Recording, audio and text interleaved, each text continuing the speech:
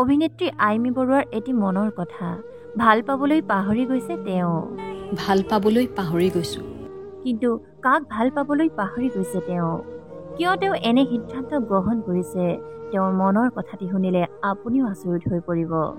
অভিনেত্ৰীগৰাকীয়ে কৈছে যে তেওঁ বৰ্তমান সময়ত ভাল পাবলৈ পাহৰি গৈছে। এতিয়া তেওঁ মানুহবোৰক ভাল পোৱাৰ সলনি বিশ্বাস কৰিবলৈহে বিচাৰে। কিয়নো বৰ্তমান সময়ত মানুহক ভাল পোৱাটো সহজ, কিন্তু বিশ্বাস কৰাটোহে টান। সঁচাকৈয়ে আজিৰ যুগত বিশ্বাসযোগ্য মানুহ পোৱাটো সঁচাই কঠিন। বৰ্তমান সময়ত বিশ্বাসঘাতক মানুহেৰে ভৰি পৰিছে গোটেই পৃথিৱীখন। তেওঁৰ মনৰ কথাটি শুনো আহকচোন। ভাল পাবলৈ পাহৰি গৈছোঁ। এতিয়া মাত্ৰ বিশ্বাস কৰিব খোজোঁ।